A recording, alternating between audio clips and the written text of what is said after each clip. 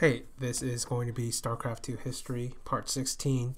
And in this one, I'm just going to wrap up a bunch of miscellaneous storylines that happened from the end of Wings of Liberty to the beginning of Heart of the Swarm. And so this will cover the rest of the stuff I didn't mention. So the first thing I'll talk about is the BlizzCon that year, which was 2012. It was set up as a WCG tournament. So what I mean by that is each region had its own qualifiers. So obviously Korea was the hardest. And then from that point on, each of the players were qualified after winning their regional tournament into the next stage, and so on and so forth, until you get to the World Championship. I will skip NA because I was just a bunch of patch zergs. No offense, just way too much Brutal Infestor. As for Europe, Stephano, that's also Brutal Infestor, but it's hailed as one of the best tournaments. I thought it was pretty good. But in terms of gameplay, I didn't really like it that much because, it's Europe and European Zergs and Brutal Infestor. But it's pretty exciting if you were into that sort of thing. So it was the height of Stephano. Basically, I think the story was, I'm actually not sure if it was this tournament or if it was an NASL, but I'm pretty sure at some point Stephano was rooming with Mr. Bitter and Rotterdam for like a month before a big tournament, and he hadn't practiced the entire time. He went to the tournament and then he won. So I'm pretty sure it was either this one or it was NASL. I'm not exactly sure which. If they want, they can come out, you can go out and ask them. Maybe they'll answer. I don't think it's a big secret. Anyway, Stephano wins because he's super fucking clutch. He's super good at what he does, which is, this is actually a problem to this very day. Actually even happened today. Was watching like Serral versus Trap, and basically like Serral just kind of throws, right? And that's basically something that Stephano talked about way back in 2012 that applies to actually all players, not just foreigners, but also Koreans, where there's this case where you get so impatient and you get so frustrated with the current state of the game that even if theoretically or in terms of your mind, if you do nothing, you either stay even or you stay a little bit ahead. But because you want it to end, because the stress is too much, or because, I don't know, something breaks down in your mind, this happens a lot, you just go and attack. And this is something that Stephano was brilliant at, was holding on forever. He will literally wait until everybody dies if he has to win. And that's always been something like I have grudging respect for it. And what I mean by grudging respect is I totally respect his winning mentality of doing whatever it takes to win. On the other hand, those were some shit games sometimes, but it wasn't that much in this case. But it's just something that is notable with Stephano specifically. And this is also the rise of like Vortex and Lucifron. It's kind of interesting if we talk about Lucifron and Vortex, because Lucifron was the super hyped up Terran player from Europe, and everybody was like, oh man, this guy's going to be the next big thing. He's going to be the next Stephano, but he never turned out to be that way. And then everybody else really hated Vortex because he was a Zerg player. And I always found that a bit much, in the sense that Stephano was the most beloved Zerg player ever, and both of them were basically Brutal Infestor users, but for whatever reason, that only counted for, that never counted for Stephano or any of the other popular Zerg players like Scarlet, but it counted for all the others as patch Zergs. I'm not sure why that was the case. I guess that's just how public perception actually goes sometimes. As for Vortex, he'd actually be the real deal compared to Lucifron. Lucifron, he had some decent results, but overall he was never able to ascend to a high level of foreigner play, whereas I think Vortex was actually very good in 2013 and 2014 specifically. Was it 2014? Well, I'll have to go check, but it was definitely good for a good period of time. And as for WCS Korea, I think I went over this. It was before the Brutal Infestor hit Korea, so a bunch of Protosses came through. And so in WCS Asia, which was the combined Korea and China and Taiwan tournament, I think.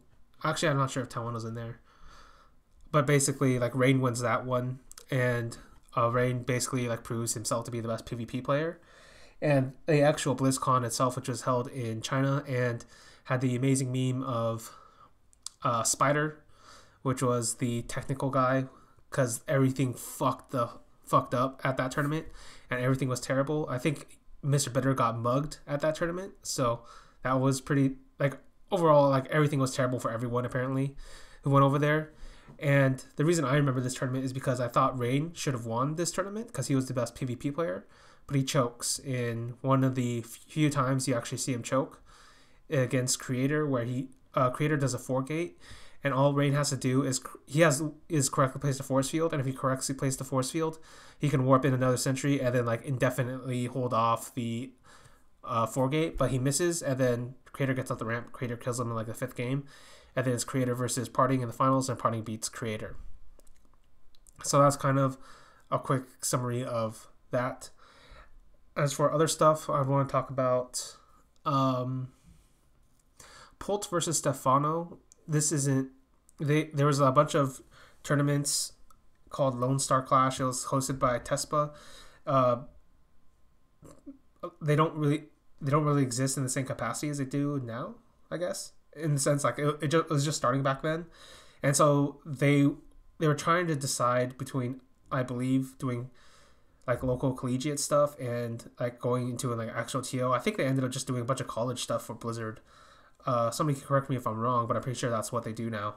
But this was like one of the few times they actually held like StarCraft 2 tournaments, and they basically like saved Polus' reputation in a sense, because these, along with Polus fighting Broodlord and Fester to the death, what really made what made the community change their minds about Polus as a player, because you really got to see Polus talk more. His personality and especially his gameplay was amazing, because this is a guy who had a very strong tactical sense for the game, and this is like one of the last times you see him mechanically equal to the rest of the pros, because as time goes on, he actually is worse than his mechanics, and his APM is actually worse than a lot of pros.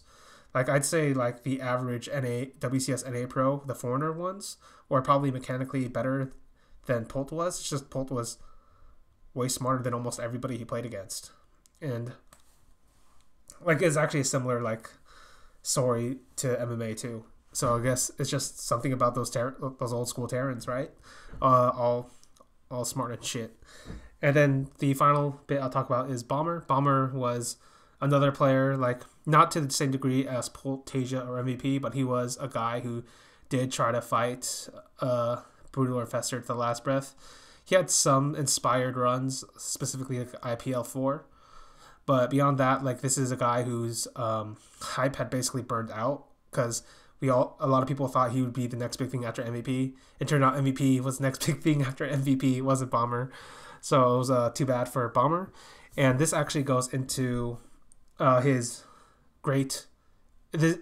basically his continued failures or continued underperformances throughout 2012 build up to something really special in 2013. That's why I'm mentioning it now. The other thing I want to talk about is there was this weird moment in Season 5 of 2012 of GSL where Rain, for whatever reason, leaves the GSL or ditches his group and then goes to MLG to play in that tournament. But I always thought it was like some kind of fuckery with either Casper or OGN with the GSL. And so Rain got punished, and he had to like play in Code A the next season. And then he got delayed in Code A because he met Dream. And Dream is somebody you're not going to hear about for like 3 more years or whatever, or however long this podcast gets to. Because Dream was a player who had an extremely high ceiling that could last for only about a week. It just happened Rain ran into one of the weeks. And so you can actually watch that series. That's actually an amazing series. It's Dream versus Rain, TVP. And it's like one of the few times besides like... I think it might be... Yeah, I think it's one of the few times that, at least during this era, where you see Rain like lose a macro game PVT to somebody else, and it's actually an amazing feat by Dream. Of course, Dream was inconsistent as hell, but whatever. Like, this is a prologue, I guess, to what Dream actually does at the end of not the end, but going into 2015 when he fights against Life, because this shows the ceiling he could play at times, and that would be a very dangerous prospect for Life in specific. And as it turns out, maybe in a way he saved StarCraft 2, depending on how you look at it, how much you hated Life for what he did. I didn't really care, but I actually think Dream, on a side tangent, I actually think Dream playing Life is what convinced me Life could have been the greatest of all time. If like there's still a very strong case for it, but if he had beaten Dream, I definitely would have put him as my greatest of all time. Well, I guess that's how it goes sometimes. And now we'll go talk about the Casper transferees. So some of the big name ones. Stark didn't amount to much early on, but I'll explain him later. Bisu was bad. Like, he played the wrong race. But it's, like, basically, if you look at the way Bisu plays Brood War, it makes a lot more sense for him to play Terran in StarCraft 2. And apparently his Terran off-race is really good, except his TVT was shit. So I can understand why he didn't want to play it. But his Protoss versus anything was shit. So, I mean, 2 out of 3 matchups is better than 0 out of 3 matchups. You know, just arithmetic. But he never got into the game. He was a player who kind of thrived on popularity, I guess, or community support. I'm not exactly sure because Korea was never into StarCraft 2. So he quit the game and went into Brood War. So good for him. It seems like it was a much happier transition for him. Jaedong had a very tough time transitioning over. And he doesn't really get into it until Heart of the Swarm, where maybe I'll explain it later, but I think he was the most lifelike among all these Zerg players. As for Flash actually was very good at the outset. And what I mean by that is, like, he wasn't like killing people, but you can kind of tell he was learning really fast and he was improving a lot. And this kind of ends up with a very early result from him at MLG Fall Championship, where I remember he plays Naniwa, and Naniwa beats him the first time, but then they play again, and Flash beats him in the extended set. So it's a very fun set, all things considered. And then Flash goes on, and then he beats Life, but then loses to Life in the extended set, and gets 3rd or 4th in that MLG.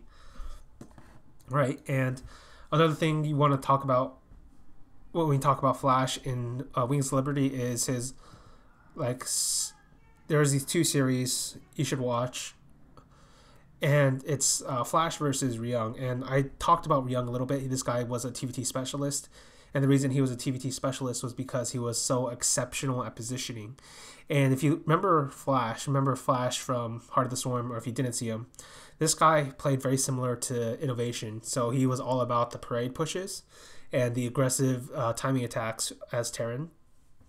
And so what would happen was, the first time they played, Flash would just go, they build up their armies, and then Flash would go all out in a straight line, just try to smash him. And then Ryung would kind of spread out, counterattack, try to hold defense positions, try to stemi like Flash's attacks. And it became a very complicated game of economy, positioning, and Flash's better mechanics and aggression. And Ryung wins the first time around, but then Flash wins the second time around. And we never see a third matchup because Ryung basically dies as Heart of the Swarm comes out. And the reason he, as a player, he dies is because the medevac speed comes into play. So that erases basically his advantage as a positional player in TVT to a little bit. And then it becomes a huge amount more when Pult really, like, comes into play. And the other reason, like, Ryung dies is because you cannot play positionally anymore against Protoss or Zerg in the same way as you could in Wings of Liberty. And he never really gets over that. Like, I don't think he's over that even now in Legacy of the Void, even though, like, he's, like, had some decent results in Legacy of the Void, like, millions of years down the line or whatever. Right, so that's Flash versus Ryung. And the last guy I'll talk about real quick is Jangbi. And Jangbi was the last double OSL winner for Brood War. This is a guy, like, extremely hyped up to maybe do something in StarCraft 2. And this is my own opinion. I actually think he could have been another Stats or another Classic or another Deer or somebody along those lines. Like, the games I saw from him, and I saw a pretty decent amount, they were all very clean. They're all very smart, all very well orchestrated. But apparently there was some fuckery with Samsung, his team, and then he basically quit the game. And I don't even know he was allowed to play Brood or not, so that was kind of sad way to go for him. just one of the other victims of Casper. As for, is there anybody else? Fantasy, I guess. I'll talk about Fantasy briefly because he's not going to come up a lot. This guy was a player who had a very specific style, and I could kind of tell that mechanically speaking, he was not suited for StarCraft 2, or basically like the strengths he had in Brood War could not transfer to StarCraft 2 because of the way the game works out, where like strategically and tactically these things are more rewarded in Brood War, which is strange, right? Because the general like philosophy is that Brood War was, for whatever reason, the general community outlook is that Brood War was like a mechanically more demanding game, and it was. But Brood War was also a game where you could actually have, you could still win off of, like after you have enough mechanics. Let me put it that way: after you reach the floor, the mechanics required to be a top pro, there were plenty of ways to differentiate yourself and become like an individualistic, stylistic type of player. And for Fantasy, that was through his strategy, that was through his tactics, and he couldn't like replicate that in StarCraft 2. So it made him a very fun player to watch in StarCraft 2, but he was clearly a player that was never going to win. Because StarCraft 2 is much more, like, except for exceptional players like MVP or a few others like Maru. Let me think. Who else was truly exceptional? Polt, yeah. Tasia. Actually, Tasia I'm not even count here. Neither does Innovation. Yeah, so basically, Polt, Maru, MVP were the only guys who kind of broke the mold of what you could do with Terran. And what ends up happening is like the rest of them all fall in line in a sense. They all follow closer to the standard meta. All the great Terrans all fall closer to the standard meta of whatever time it is, and that's a huge problem for Fantasy, who was such a stylistic player, and you couldn't like implement that into StarCraft 2. Like even the other like great like stylistic players I've talked about, Gumiho, MMA, their styles basically die out with Heart of the Storm because everybody can do what they do except with less punishment. So that's always why I think they were smarter than their later version counterparts, except for maybe Maru, who is a complicated player to talk about in that sense. Right. So that's Fantasy, and I'll go through this really fast. Fuck Zombie Pro League. That was a pro league that basically insulted both Brood War and StarCraft 2. They basically tried to get Brood War fans to transition over to StarCraft 2. It didn't work out, and didn't work out the vice versa either. It was basically bad for everybody. Let's all forget it. Like Blizzard tries to forget about life. Now, the last bit I will talk about. Actually, no. There's actually quite a few things I need to talk about. Last and SOC. These are two Casper pros that transferred over with everybody else. And the reason I'm mentioning them now is because they don't go on to do anything in StarCraft 2. I think Last basically gets like third place in the first OSL and then does nothing else. Because what happens is both of them decide to transfer back to Brood War. And this is always interesting, and I'm not a Brood War expert because I didn't watch enough of their, at least these two players' games. And even though I enjoy watching Brood War, it's like more of a hobby than it is like an obsession with me, because it's not like I can write about it to this day or anything like that. And it takes a lot more time, so I basically just watch old games and enjoy it. So for Lost and SOC, though, what these guys did was they transitioned back to Brood War, and they were both very successful, even though it was like a much smaller scene. And the strangest thing I heard from both of them in an interview was that both of them had basically learned something from StarCraft 2 in their time in StarCraft 2 that had made them better Brood War players. And I thought that was always a very interesting and strange concept, because they're both such different games that I really want to know what it was that changed in their mind when they went from one game to another and then back again. But we'll never know, because as far as I know, nobody in Korea can interview them about that. So tough beans for me. And along the same lines, I guess, of people who like disappear. Should I talk about this? Well, basically, Lennox is going to disappear very soon. I'll say that, and then I'll leave that for its own video because Lennox probably deserves it. As for, all right, and I'm going to skip over these two tournaments because I don't really think much of either of them. It's IEM Katowice and IEM World Championship. Like neither of them really have. Basically, IEM Katowice had some good games with Dream playing in them because it was like the Finals Wings Liberty tournament, and Dream was like on the ascension. He basically knocked out Rain and Code, and then he had very good games against both Parting and Rain, I believe. Let me check real quick. So if you just want to watch good games, watch Dream versus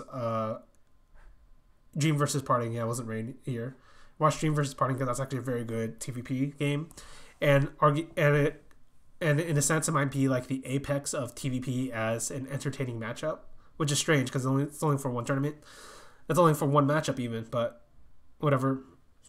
As for the other one I'm skipping, it's IEM World Championship. That's the one Yoda wins.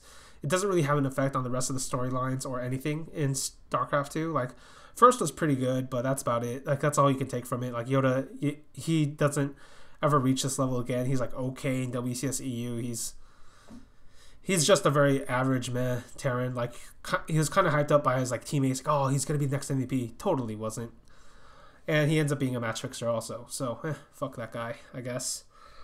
And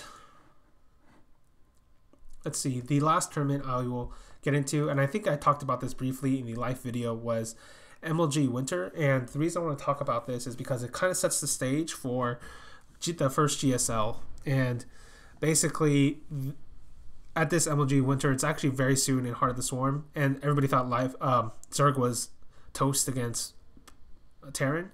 But Life basically just uses what he did in Wings of Liberty with his mutating Baneling style, and then he's even better at it compared to everybody else. And so you finally get to see exactly what Life is made of as he like smashes his way through the bracket and then beats Flash in the finals. And Flash himself actually had a very good run, specifically beating Parting and Innovation. The Innovation matchup was pretty important because they both played a very similar style, except Flash was better in TVT at that time, or at least as good as Innovation. And then the reason this is important is because all four of those players, Life, Flash, Parting, Innovation, go towards the group of death. And maybe this was a part of it, maybe it wasn't, but it definitely foreshadowed it. So I always thought that was an interesting sort of run through between MLG and the upcoming GSL. And as for the last bit I'm going to talk about, when 2013 starts for Heart of the Swarm, plans are announced by Blizzard to create the WCS, and their plan was to regionalize the three regions. So you have Korea with the GSL/OSL splitting it up, and this was always contentious because I don't actually know the numbers, but before then, like basically GOM used to charge money for a subscription to watch their tournament. And if you didn't do that to watch the tournament, I think it was either live with better resolution, or you could watch like higher resolution VODs. If you didn't do that, then you'd have to watch like weaker, lower resolution, and then lower resolution with ads and whatever it was. And so basically, they kind of killed Blizzard kind of killed GOM's like ad revenue, so to speak. But I don't actually know if that was better or worse for GOM because I'd assume Blizzard would have paid them more, but who knows? I wouldn't know. And as for the other tournaments, WCS EU, WCS NA are created, and MLG Adam basically said something along the lines of, because of the creation of the WCS, there was a lot less incentive and a lot less room for independent TOs to decide to make StarCraft 2 tournaments. So he always pointed to that as one of the reasons as to why StarCraft 2, not always, but like just one time I saw it, he pointed to that as one of the reasons maybe StarCraft 2 declined. Maybe it was. I'm not sure, but like for a counterpoint, I know like Richard Lewis said something along the lines of he thought it wasn't that WCS was wrong, it was that WCS was too late. It should have been done 1 year earlier or maybe 2 years earlier during the high point of StarCraft 2 to really solidify the storylines, to really solidify something easy to follow for the casual viewer. I don't personally have an opinion. Like I personally think like there was a shelf life for RTS anyway. But even if there wasn't, there was always going to be a problem with having Blizzard run things, because Blizzard's always been, in my opinion, very slow and very overreactive when something's already too late. Like basically the die's already cast, and like, oh shit, we got to put the die back in the bottle, or or whatever it is, but you can't do it, right? So that's how it is. As for how I would characterize these three tournaments, and this is where I come back to talk about Stork a little bit, is I feel like NA was wild, was the most wild of the three. And what I mean by that was because they had a bunch of like the mid tier Korean players and some very good ones, but they were all stylistic to a point. Like Hart was super all in. Alicia was kind of obsessed with Void Rays at a point. Tasia is like Tasia. Polt is a tactical mastermind. Then you had a bunch of NA players that were rising up around the similar time. Like famously, you guys will know Knee, but there was also Drunken Boy, Xenocider. And then I think for whatever reason, Snoot was playing in this one too. So it was a pretty decent tournament, all things considered. And the reason I call it wild is because the Chinese and HotS were playing in this tournament, and those guys did really fucking crazy shit. Like some of the weirdest cheeses you'd ever seen in your life, right? And famously, like HotS did the 7 pylon rush against Jadong and knocked him out of WCS NA. So that's always what I've thought about WCS NA. It's like kind of like a gold rush, kind of like a Wild Wild West kind of scenario going on there. As for Europe, I always thought Europe is actually very similar to WCS now, whereas like a bunch of solid players, generally speaking, and it's also the only region where like the Koreans, when they played in this one, stayed in Europe because the ping difference was too much. Whereas in WCS NA, like famously, guys like Polt or Jadong would only show up for the matches there, but would majority of the time live and play in Korea. So like I remember Cats thought this was like kind of bullshit because you're basically like not even helping the regional scene level up in the same way like Jockji did for Europe. So that's why he was always against it. I'd say Europe was I'd say for both NA and Europe it was kind of like it was the how do I explain it? It was like a level below GSL, obviously, but it wasn't so free or wasn't so stupid that you couldn't take it seriously. I mean, you couldn't take it jokingly, I guess. And there were definitely players that leveled up in those regions, specifically Polt in NA and MMA and MC in EU, and even Duck Duck to an extent, if you want to talk about him. So, all pretty good, but it's not going to be as interesting as the years before where there's like so many fucking lands they run back to back to back. As for Korea becomes like Korea is actually fine. They actually lose a few certain players I think should have probably stayed because I think they were exceptionally interesting to watch. Polt, Tasia, MMA, MC, those are like the 4 main candidates, but because they left, like you don't really get to see like Tasia play. You don't get to see Tasia play them immediately, the best players in the world, only until later on in half the year when people start traveling again do you get to see Tasia for what he really is, which is like a god, right? But for me, WCS Korea was always, and even the way the prize pool was distributed, like kind of reveals this. This game was always about the winner. It's always about the dream. It's always about the ambition. And for WCS Korea alone, I think they were the only guys to stack heavily the prize pool towards first place. And that's always something I've always found good in general, just because I feel like you should, in a way, hail the best player. And at the same time, it's hard to say at the time because I don't know the salaries, but I feel like people were making enough money to justify it. Like it's harder to justify it in a time where nobody's making any money because like everybody will just quit very soon, apparently, most likely.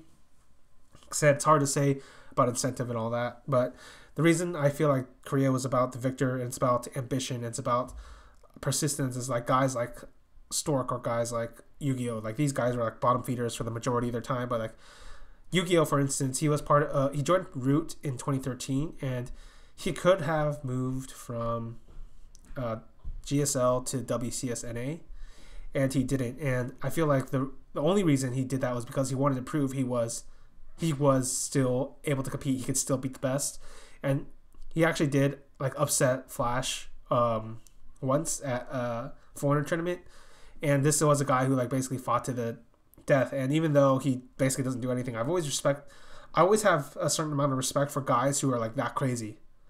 I could well ignore like general common sense just to prove a point. Not even prove a point, but just to reach their ambition, no matter what it takes. So I've always felt like Yu-Gi-Oh was a person like that because he had the choice, and everybody else left. Like Jadong left, Polt left, Tasia left, MC left, MMA left. Like a bunch of guys left, MVP left, Nesty left, but this guy stayed even though he's worse than all of them. So I've always respected him for that. And another guy I have deep respect for, even though he was basically terrible almost the entire time in StarCraft 2, was Stork, because this is a guy who was at the top of the pile in Brood War. Like, he was one of the best players of all time, one of the best Protoss players of all time, and respect to him. He went from like among the most respectable, one of the best, to like one of the worst. And unlike plenty of other players, he didn't retire, he didn't quit. He kept going at it, and there was something desperate about him that I've always really liked, like as if he would never quit.